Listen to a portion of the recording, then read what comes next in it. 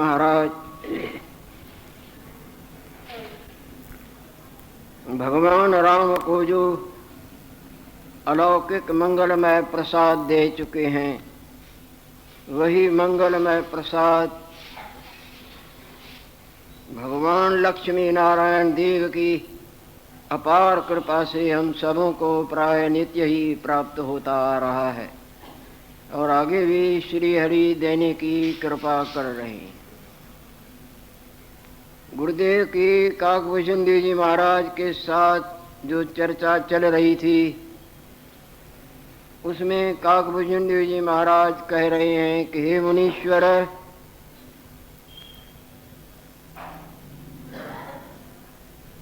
जितने भी वैभवान रमणीक से रमणीक, सुंदर से सुंदर पदार्थ दिखते हैं,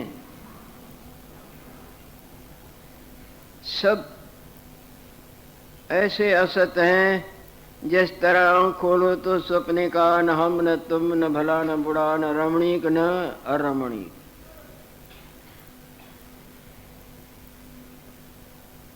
जिस तरह मृग तृष्णा का दरिया ठाठा मारता हुआ दिखता है और वहां पहुंच के देखो तो एक बूंद भी नहीं, इसी तरह जितने भी संसार के ऐश्वर्यवान सुंदर रमणीक प्राणी पदार्थ इत्यादि इत्यादि सुखरूप भासते हैं, ये वास्तव में देखें तो सब चकनाचूर है, कुछ भी नहीं।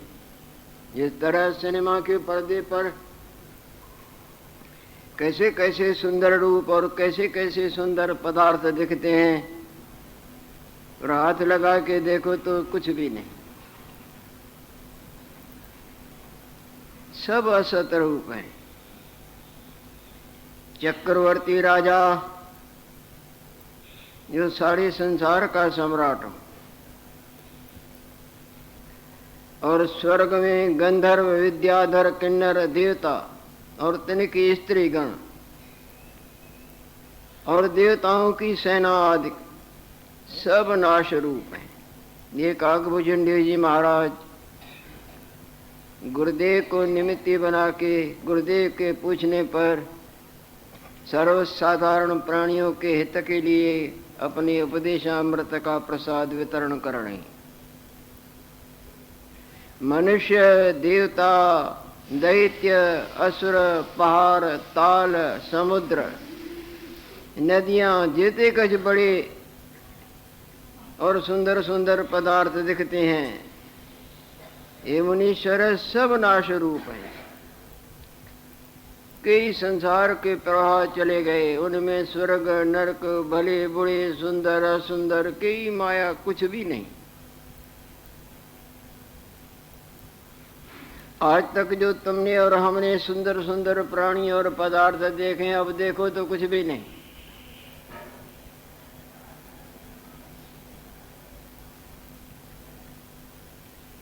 स्वर्गलोक, पृथ्वीलोक, पाताल लोक, ये मनीश्वर जेता कुछ जगत और भोग हैं, सो सब मिथ्या है। और मिथ्या ही नहीं, अशुभ भी है। अज्ञान से ये शुभ और सत्य दिखते हैं। यदि ज्ञान से देखा जाए तो न ये सत्य है और न शुभ है। कोई भी पदार्थ श्रेष्ठ नहीं,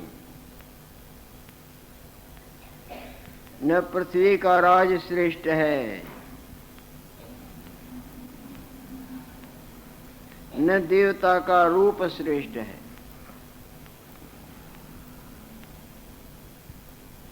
न नाग का पाताल लोक श्रेष्ठ है, न कछ शास्त्र का विचारणा श्रेष्ठ है। सावधानी से सुनना होगा।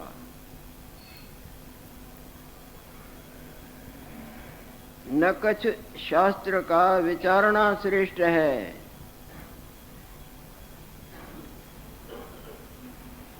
शंका करेंगे कि शास्त्रों का विचारना भी श्रेष्ठ नहीं।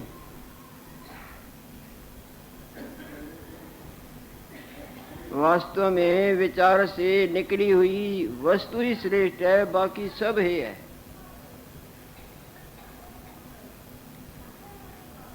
न काव्य का जानना, बड़ी बड़ी कविताएं सुंदर सुंदर तालियां बजा के अपने झूठे मान सम्मान का मुकुट झूठे प्राणियों से पहनना, न काव्य का जानना श्रेष्ठ है, न पुरातन कथा के क्रम वर्णन करना श्रेष्ठ है। आगे आप भी वर्णन करते आए न पुराने पुराने इतिहास, पुरानी पुरानी कथाओं का इतिहास सुनाना, ये भी हुआ था, वो भी हुआ था, वो देवता थे, ये दैत्य थे, ये ऐसा था, ये तैसा, ये सब अंधे मन का परचावा है।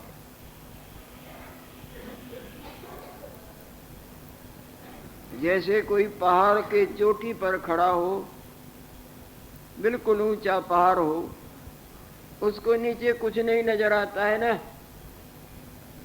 जो नीचे खड़े हैं उनको तो ये मकान है, ये आदमी है, श्रेष्ठ है, ये उसी जगह पर खड़े हैं जो बिल्कुल वास्तवताई है, उस वास्तवताई पर प्रकाश डाल रहे हैं।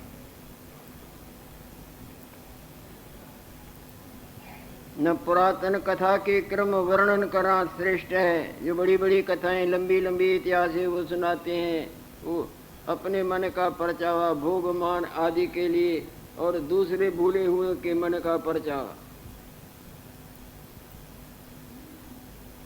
न बहुत जीना श्रेष्ठ है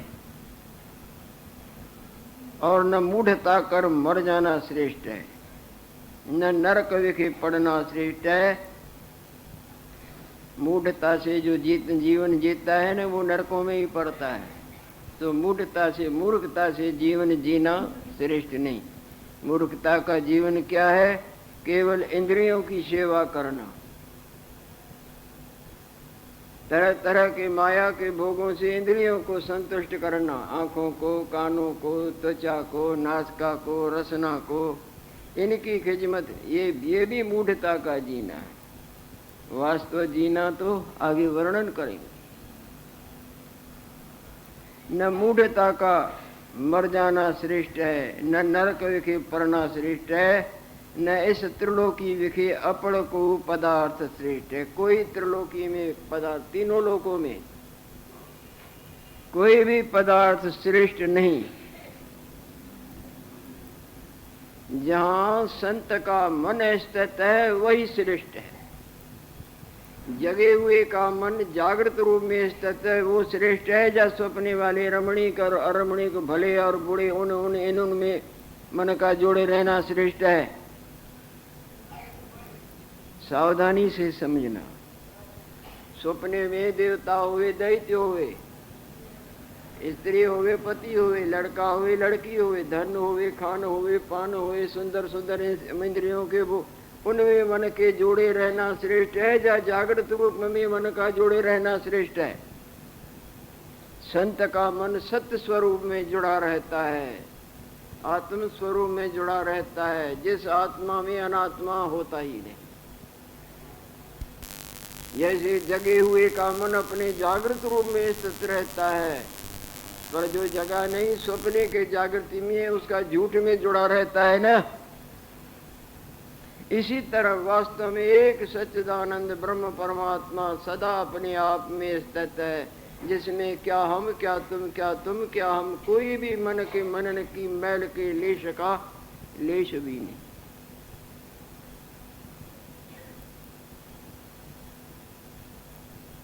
वास्तव जो संत हैं वो निर्मननताई के निर्मल गंगा में तलीन रहते हैं, और निर्मननताई की जो निर्मल गंगा है वही आनंद देह है, उसी को ही आत्म स्वरूप बोलते हैं। संसार के भोगों से मन का, अंधे मन का परचावा करने वाला सुखी या गाढ़ निद्रा के आनंद में सब प्रकार के मनन के चद्दर को उतार के फेंक दिया है, वो सुखी। मनन माया, निर्मनन ब्रह्म आत्मा।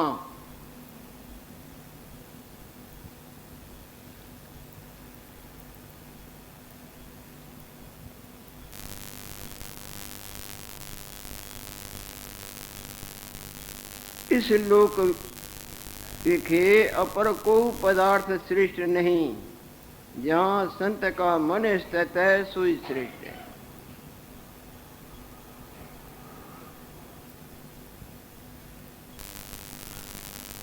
ये मुनीश्वर है, यह नाना प्रकार का जो जगत क्रम है वो चंचल रूप है, मिथ्या है, भ्रम रूप है। जो ज्ञानवान पुरुष हैं सो मूढ़ होकर चल पदार्थ के नहीं रमते। जो समझदार हैं वो मिथ्या जो दिखते दिखते नष्ट हो जाते हैं, उन पदार्थों से अपने मन का परचावा नहीं करते। जो समझदार हैं वो अपने वास्तव स्वरूप के परचावे में जीते हैं। जो ज्ञानवान पुरुष हैं सो मूढ़ होकर चल पदार्थ के नहीं रमते, वह बहुत जीने की इच्छा भी नहीं करते।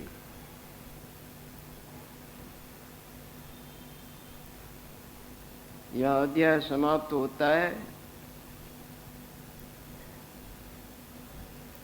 बहुत जीने की इच्छा भी किस लिए कि और आंखों को अच्छा दिखाएं, आगे जन्म भर देख के थक गई, अब बाकी भी इनको दिखाएं कि कैसे कैसे प्राणी है और कैसे पदार्थ, और रचना को खूब चखाएं, कानों को सुनाएं, और तरह तरह के इनमें दोष भी आवे तो भी इनमें कृत्रिम शीशा अथवा प्लास्टिक या कुछ न कुछ जोड़ जोड़ के इनको भोग लीला दिखाए। इतने देखने से, इतना अर्थ जीने से क्या मिला जो बाकी जीने से मिलेगा। वास्तव जो कार्य है उसका पूरा करना ही जीना सफल कहलाता है।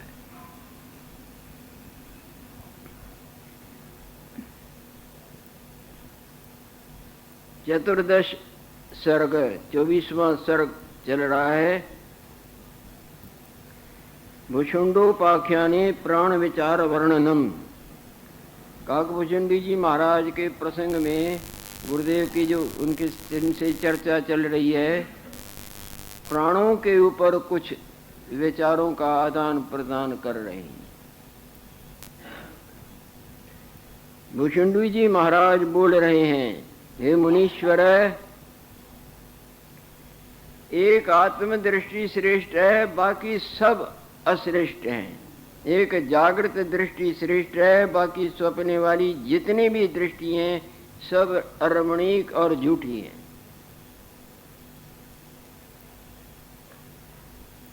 केवल एक आत्मदृष्टि सबते श्रेष्ठ है। आत्मदृष्टि पाने से सब दुख नष्ट हो जाते हैं। जैसे स्वप्ने में कितने भी उतार चढ़ाव प्राप्त होते हों और जागृत में आने पर वो सब नष्ट हो जाते हैं। केवल एक आत्मदृष्टि सबते श्रेष्ठ है, जिसके पाएते सर्व दुख नाश हो जाते हैं और परम पद को प्राप्त होते हैं। निर्मल पद, जिसके ऊपर कोई पद नहीं, उत्तम पद, श्रेष्ठ पद, मंगलमय पद, जिसको मोक्ष कहा जाए, सदगति कही जाए, भगवत प्राप्ति कही जाए, वो है अपने आत्म स्वरूप में स्थित रहना। ये हमारा अनात्म स्वरूप है, ये मिथ्या स्वरूप है। वास्तव स्वरूप चैतन्य, जिसके सत्ता से ये जड़ भी चैतन्य दिखता है, ये मलिन गंदा भी अच्छा दिखता है, वो वास्तव स्वरूप है। जिसमें ये रूप और इसका जो भी मानना जानना है कुछ भी नहीं। जैसे जाग के देखें तो जागृत रूप वास्तव या स्वप्ने वाला, और जागृत में स्वप्ने वाला आपका अपना आप, और वो जो भी अपना मेरा तेरा भला बुरा सुख कुछ भी नहीं, वो ही नहीं तो उसकी माया कहाँ। तो ही काकभूषुंडी जी महाराज समझा रहे हैं, हे मुनीश्वर, एक आत्मदृष्टि सर्वते श्रेष्ठ है।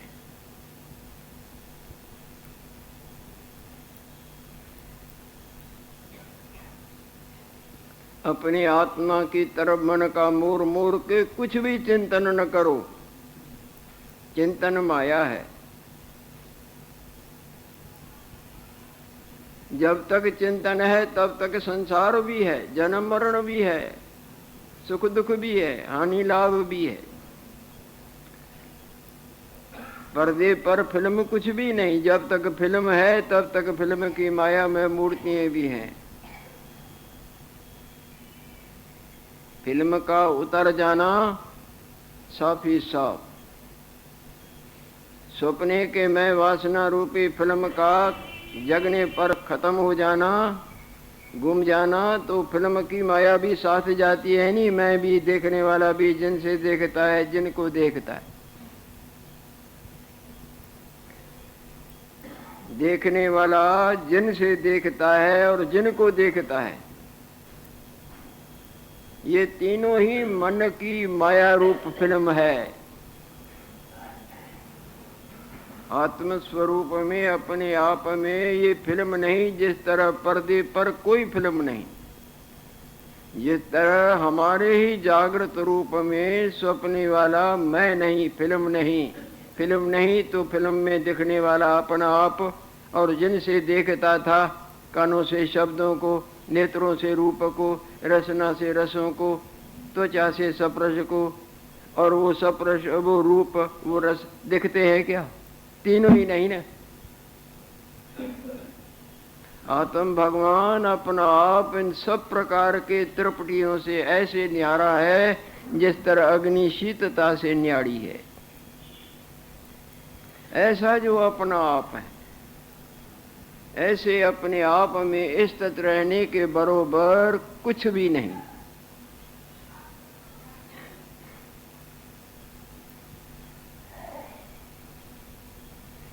जहां ऐसे अपने आप में जिसका मन स्थित रहता है उसको संत कहते हैं। जहां संत का मन स्थित है वही श्रेष्ठ है, बाकी कुछ भी श्रेष्ठ।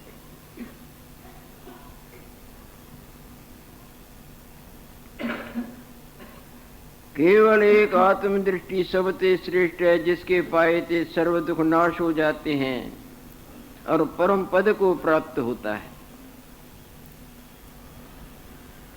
सोहे मुनीश्वर, आत्मचिंतन ही सब दुखों के नाश की अचूक और अमोघ औषधि है। जागृत की तरफ आना सपने वाले सब दुखों के छुटकारे का अद्भुत उपाय है। जा सपने में उन बातों, उन वस्तुओं की पूर्ति करते रहना श्रेष्ठ है।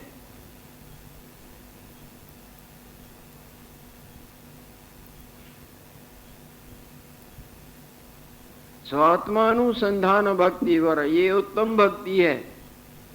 इस भक्ति का कोई भी भक्ति मुकाबला न कर सकी, न कर सकती है, न कर सकेगी। जिस देवता का आप भजन करते हैं, करें, खूब करें, वो भी जब तुम पर बहुत राजी होंगे तो ये भक्ति करना सिखाएंगे।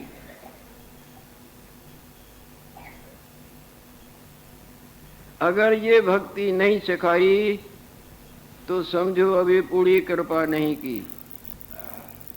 इसका मतलब ये नहीं कि आप जिन इष्टों का, राम भगवान, कृष्ण भगवान, महादेव, माता इत्यादि का जो भजन करते हैं वो छोड़ दें, नहीं। उनसे ये मांग मांगे। अगर फिर भी तुम्हारा मन उन्हीं में ही रमता है तो उससे और कुछ न मांगे, उनका खूब आराधन करें। उन्हीं के लोक में जाके फिर वहां भी ये यही प्रसाद देंगे।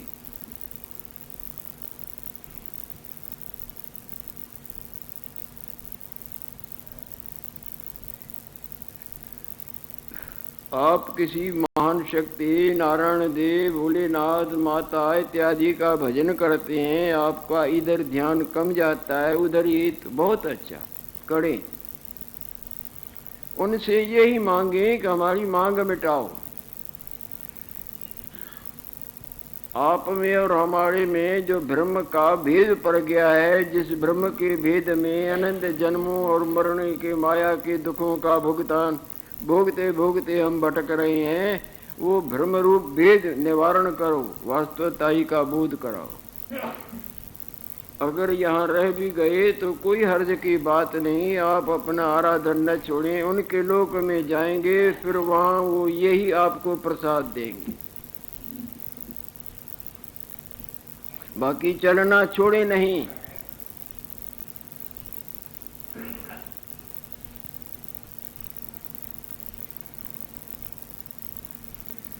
आत्मचिंतन सर्व दुख का नाश करता है। जागृत की तरफ आना, जागृत की झटके खा खा के जागृत की तरफ आना, वो तम है ना। जागृत में आ गए, मंगल ही मंगल है, अमंगल वहाँ है नहीं। रोशनी में आए तो अंधकार है ही नहीं जो ठोकरें देता था।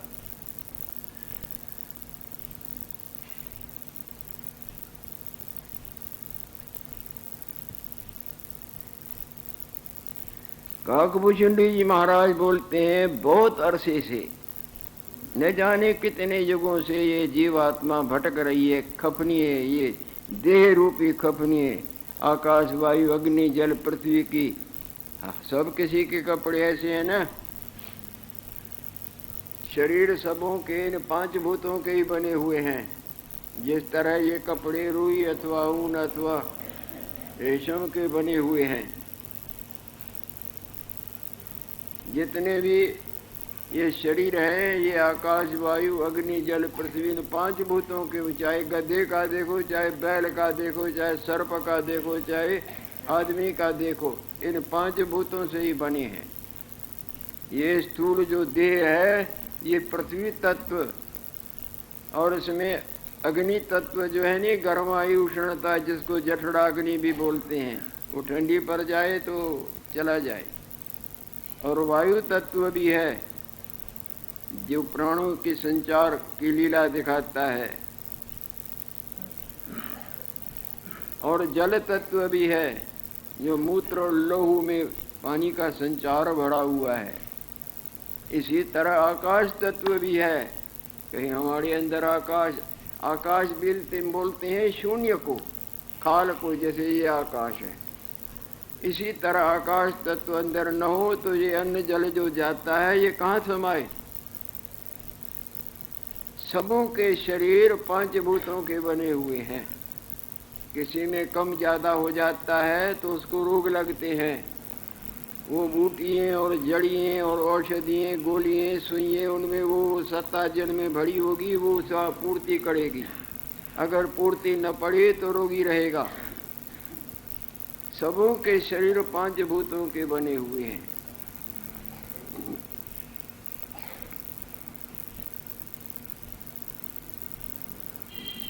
सो ये बहुत अरसे से 3 तापों से, आध्यात्मिक, अधभौतिक, अधदेह, देह के ताप, दूसरों से मिलने वाले ताप, और ग्रहों की पीड़ा, तन की पीड़ा, मन की पीड़ा आदि व्याधि, इन तापों से तपा हुआ ये न जाने कितने अरसे से जीवात्मा भटक रहा है। ऐसे नहीं कि मनुष्य कोई ताप चढ़ते हैं, देवताओं को भी, दैत्यों को भी, जानवरों को भी, जानवरों के भी इलाज होते हैं नहीं, देवताओं को भी होते हैं।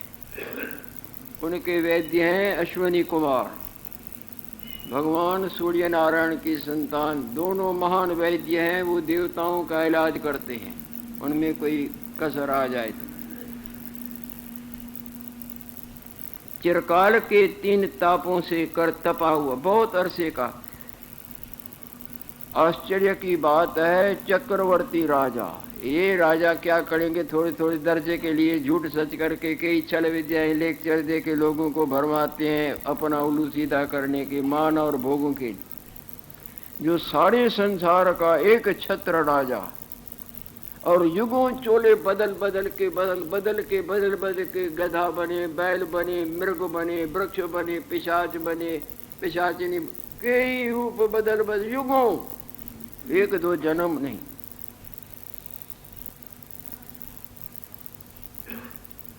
आश्चर्य, जहाँ जो संसार का सम्राट, कोई उसके आगे अंगुली न उठा सके, जो चाहे, और उसकी दशा ऐसी होती है तो साधारण जीवों की क्या दशा होगी। हम तो कपड़े देख के बुद्धिहीन हो गए हैं। कपड़ों को मलने धोने सजाने और श्रृंगार कराने और चखाने में बुद्धि जीवन नष्ट करते। काकभूषुंडी जी महाराज ऊपर ठोकर फटकारते आए न, कपड़े देख के ही बुद्धि, देह की सजावट देख के ही नाक आंख कान और उनका मलना धोना और श्रृंगारना, कपड़े पहने, इन्हीं को ही देख के बुद्धिहीन हो रही है। जबकि ऐसे कई कपड़े पहने, कई डिजाइनों, और रोजाना देखो अरबों की तादाद में ये रोज कपड़े बनते हैं और अरबों की तादाद में नष्ट होते हैं। मच्छर देखो, मक्खी देखो, कीट पतंग देखो, बैल गधे बिच्छू सर्प मनुष्य देवता पिशाच रोज अनंत संसार में आते हैं। जिस तरह समुद्र साड़े में देखो, टुकड़े में नहीं, साड़े में देखो अनंत बुदबुदे उठते हैं और मिटते। इसी तरह ये देहों रूपी कई बुदबुदे उठे, सब पानी के होते हैं नहीं बुदबुदे, सब पानी में क्षण मात्र में कितनी लहर, लहर वो थोड़ी है जो तुम किनारे पर खड़े हो, सारे समुद्र की लहर को देखो।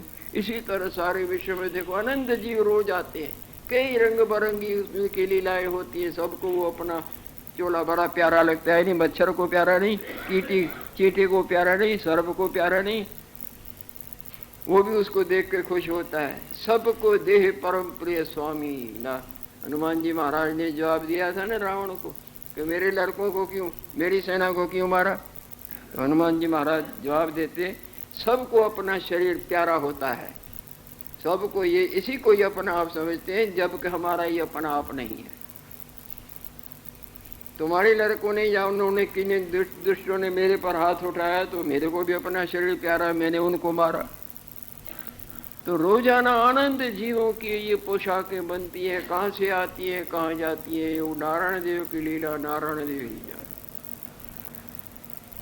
सबको अपना अपना करके, मच्छर देखो, कीट पतंग देखो, तितलियाँ देखो, सर्प देखो, उनके क्या रंग रूप लगे रहते हैं, कैसे कैसे रंग, कैसी कैसी उनकी आंखें नाक कान हाथ पांव मनुष्य, इसी को देख के बुद्धिहीन हो जाता है। ये माया महामोहिनी है, साधारण मोहिनी नहीं। भगवान कृष्ण के वचन कोई ऐसी थोड़ी हो सकती है। दैवी ऐसा गुणमयी मम माया दुरत्या, मुझ स्वयं प्रकाश सच्चिदानंद ब्रह्म परमात्मा के आश्रय रहने वाली ये त्रिगुणात्मिका माया ही पार्थ बड़ी दुस्तर है। इससे छुटकारा पाने के लिए जो यत्न करता है और सफलता को प्राप्त होता है वो धन्य है। नहीं तो ये मरना और जन्म, जन्म और मरण, हर्ष और शोक, मेरा और तेरा दिखा दिखा के बड़ों बड़ों को भटका दिया। ये साधारण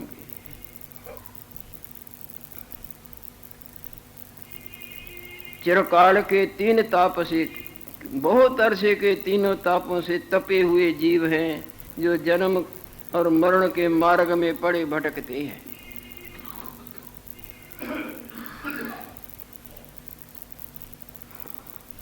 ये आत्मदृष्टि जो है, आत्मज्ञान है जो है, उनके इन दुखों को, इनके कष्टों को मूल से नष्ट कर देता है। जागृत रूप का ज्ञान सपने वाले दुखों को मूल से ही खत्म कर देता है ना। और सपने वाले उपाय कितने भी करो, एक करो तो दूसरा लगेगा, दूसरा करो। जागृति की प्राप्ति, जिसको अपने आप का ज्ञान कहा जाए, तरति शोकम आत्मवित, वेद भगवान बोलता है जो अपने आप कोई वास्तु अपने आत्मस्वरूप का जिसको बोध होता है, उसके संपूर्ण दुखों की निवृत्ति होती है। जहाँ दुख नहीं, जहाँ अंधकार नहीं तो प्रकाश होगा ना, जहाँ दुख नहीं तो आनंद होगा ना, शांति होगी ना। जन्म के मार्ग कर थका हुआ है तिसके श्रम को दूर करती है और तप्तता मिटावती है। हृदय की तप्तता, बाहर की तप्तता तो मिटाती है, पर हृदय की संतप्तता जो महा अशांति और दुख का कारण, समस्त दुखों को जो अविद्या सता अनर्थ प्राप्त कराती है, अपने आप का न जानना, अज्ञान जिसको कहे, ये अनर्थ का कारण है। जितने भी अनर्थ हैं, जितने भी दुख हैं, चाहे गढ़ के, चाहे पढ़ के, चाहे देह के, चाहे तेरे के, चाहे, ये सब अपने आप के न जानने का परिणाम है। सपने में जितने भी दुख हैं वो जागृत के न जानने का फल है ना। इसी तरह इस मायामय लीला में जितने भी दुख भुगतान युग युगों से करता भटकता जन्मता मरता करता आता है, उनका मूल कारण है अपने आप का न जानना। अपने आप के जानने से ये अविद्या नष्ट हो जाती है, ये आत्मदृष्टि उनका नाश करती है। अपने आत्मा का साक्षात्कार, अपने आत्मा का साक्षात्कार कोई मामूली बात नहीं। ये डींगे हाँकने वाले तो बहुत हैं, खुद अविद्या में धक्के खाते हैं। अविद्याया मंत्रे वर्तमाना स्वयं धीरा पंडित मन्यमाना दंद्रम्यमाना पुण्यंति मूढ़ा अंधे निविनियमाना यथा अंधा। वो बातें बनाते हैं, पुत्र पलाली कुणे घुमन के तरह गालियों कन जबान सा खिलवत रे खाली मरम न रखन मन में असुर अवाली। भटकते रहते हैं जैसे एक अंधा दूसरे अंधे को, अरे हम तुमको ले जाते हैं, खुद भी कटमड़े उनको भी कटवा के माया मोहित कर देती है। अपने आप में दूसरा होता ही नहीं, ये झूठा दम पड़ते हैं, हम तुमको अपने आत्मा का दर्शन कराते हैं, ऐसे करते हैं। अब आपकी लक्ष्मी